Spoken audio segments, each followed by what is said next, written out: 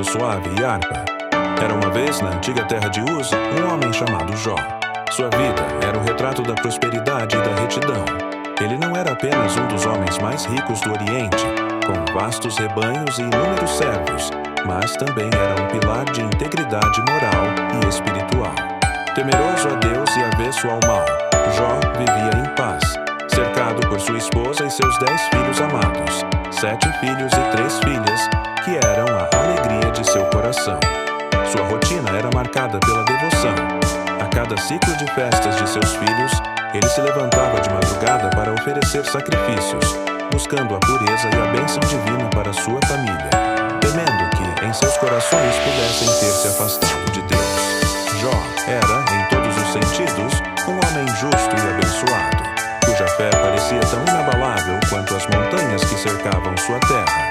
Contudo, além do véu do mundo visível, uma conversa transcendental selaria o destino de Jó. Em uma assembleia celestial, quando os filhos de Deus se apresentaram perante o Senhor, Satanás também estava entre eles. Deus, conhecendo a devoção de seu servo, questionou Satanás: "Observaste o meu servo Jó? Não há ninguém na terra como ele, íntegro e reto, temente a Deus e que se desvia do mal." A resposta de Satanás foi um desafio cínico, uma acusação que colocava em dúvida a própria natureza da fé humana. Ele argumentou que a piedade de Jó não era genuína, mas sim uma consequência direta das bênçãos e da proteção que Deus lhe concedia. "Porventura Jó teme a Deus debalde?" retrucou Satanás. "Estende a tua mão e toca em tudo quanto tem, e verás se não blasfema contra ti na tua face." Diante dessa provocação, Deus, confiando na integridade de seu servo, permitiu que Satanás o provasse, estabelecendo apenas um limite. A vida de Jó deveria ser poupada. A provação desabou sobre Jó com a fúria de uma tempestade implacável. Em um único e terrível dia, mensageiros chegaram um após o outro, trazendo notícias que despedaçaram seu mundo. O primeiro anunciou que os sabeus haviam roubado seus bois e jumentas, matando os servos que cuidavam deles. Antes mesmo que terminasse de falar, outro chegou, relatando que um fogo divino caíra do céu, consumindo suas ovelhas e pastores. Em seguida, um terceiro mensageiro trouxe a notícia de que os caldeus, em 3 bandos, levaram seus camelos e assassinaram mais servos. O golpe final, o mais devastador de todos, veio com o último mensageiro. Ele contou que, enquanto seus 10 filhos celebravam na casa do primogênito, um vento avassalador vindo do deserto derrubou a casa sobre eles, matando todos. Diante da perda total de seus bens e, mais dolorosamente, de todos os seus filhos, Jó rasgou suas vestes, raspou a cabeça e, em um ato de profunda dor e submissão, prostrou-se no chão. Em meio à sua angústia indizível, ele não pecou nem atribuiu a Deus culpa alguma, declarando: "Nu saí do ventre de minha mãe, e nu tornarei para lá. O Senhor o deu e o Senhor o tomou. Bendito seja o nome do Senhor." A resiliência de Jó diante da primeira onda de calamidades levou a um segundo encontro celestial. Novamente, Deus apontou a integridade de seu servo, que mantinha sua fé apesar de ter perdido tudo. Satanás, contudo, não se deu por vencido. Ele argumentou que a provação ainda não havia sido profunda o suficiente, afirmando: "Pele por pele, e tudo quanto o homem tem dará pela sua vida. Porém, estende a tua mão e toca-lhe nos ossos e na carne, e verás se não blasfema contra ti na tua face." Mais uma vez, Deus permitiu a prova, com a mesma condição de antes. A vida de Jó deveria ser preservada. Imediatamente, Satanás afligiu Jó com uma doença terrível. Chagas dolorosas e purulentas cobriram seu corpo da sola dos pés ao topo da cabeça. Sua dor era tão intensa que ele se sentou sobre as cinzas, raspando suas feridas com um caco de telha. Até sua esposa, desesperada, o instigou a amaldiçoar a Deus e morrer. Mas Jó, firme em sua convicção, repreendeu-a, questionando: "Temos recebido o bem de Deus e não receberíamos também o mal?" Mesmo em sua agonia física e isolamento, Jó não pecou com seus lábios. A notícia da desgraça de Jó alcançou seus 3 amigos: Elifaz, o temanita, Bildade, o suíta, e Zofar, o naamatita. Eles combinaram de visitá-lo para oferecer consolo e compaixão.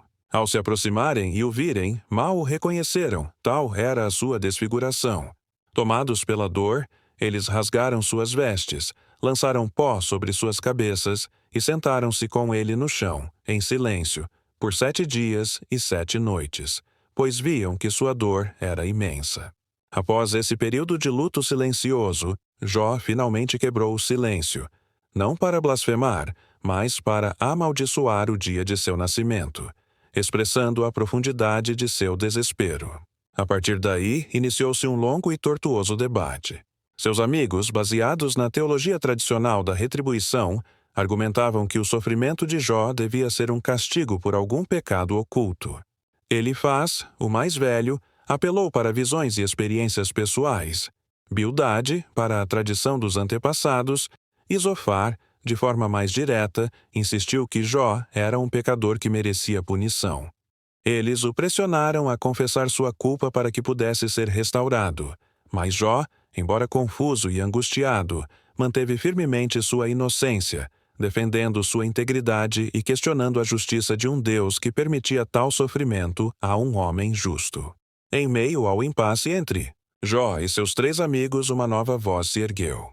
Era Eliú, um jovem que até então havia permanecido em silêncio por respeito aos mais velhos.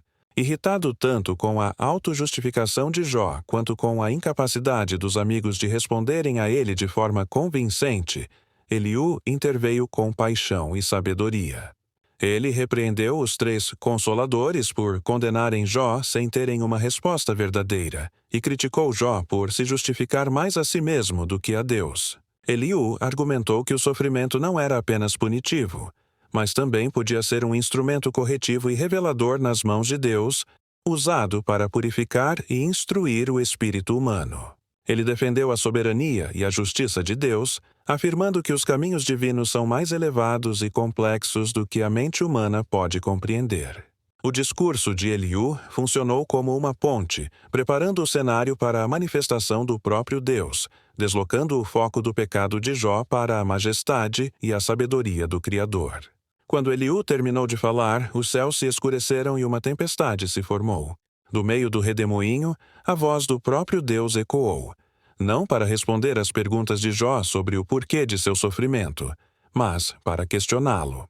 Quem é este que escurece o meu conselho com palavras sem conhecimento? Cinge agora os teus lombos como homem, eu te perguntarei e tu me responderás. Seguiu-se uma poderosa e poética descrição da criação e do governo do universo. Deus interrogou Jó sobre os fundamentos da terra, os limites do mar, os segredos da aurora, a natureza da neve e do granizo, e o comportamento de criaturas selvagens como o leão e o behemote. Essa teofania não tinha como objetivo humilhar Jó, mas sim expandir sua perspectiva, mostrando-lhe a vastidão, a complexidade e a sabedoria insondável do Criador em contraste com a compreensão limitada da criatura. Deus não explicou a Jó a aposta celestial com Satanás. Em vez disso, ele revelou a si mesmo, demonstrando que sua soberania e bondade transcendem a lógica simplista de causa e efeito que Jó e seus amigos tentavam aplicar. Diante da majestade avassaladora e da sabedoria infinita de Deus, a perspectiva de Jó mudou radicalmente. Sua angústia, suas queixas e sua necessidade de autojustificação se dissolveram na presença do divino.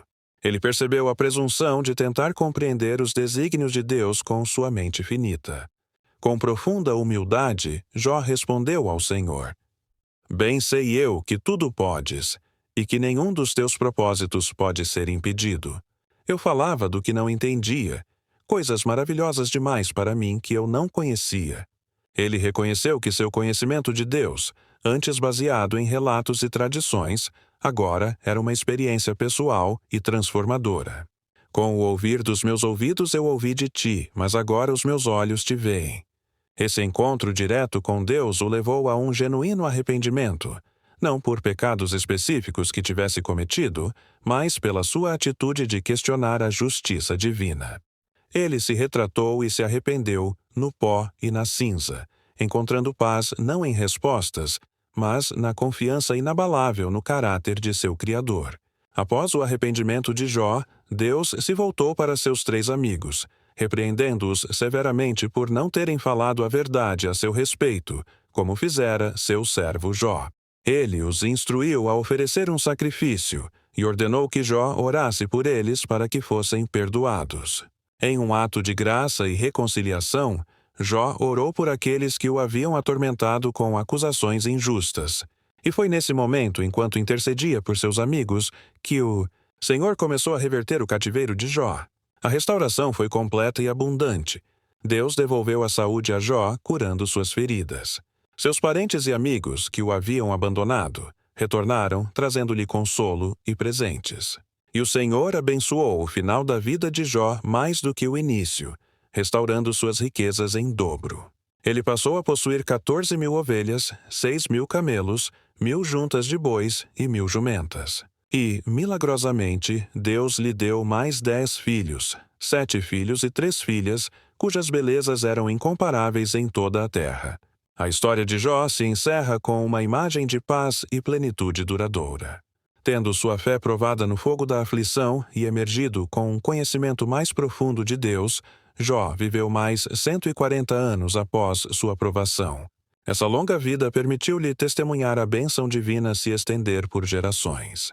Ele viu seus filhos, seus netos e até mesmo a 4ª geração de seus descendentes, uma prova tangível da fidelidade e da graça restauradora de Deus. A jornada de Jó, que começou na prosperidade, mergulhou nas profundezas do sofrimento e da dúvida, e culminou em um encontro transformador com o divino, terminou em uma paz abençoada. Ele morreu, velho e farto de dias. Não apenas como um homem rico, mas como um sábio cuja vida se tornou um testemunho eterno da soberania de Deus e do poder da fé que persevera através das mais sombrias tempestades. Som de vento suave e harpa se intensifica e depois desaparece.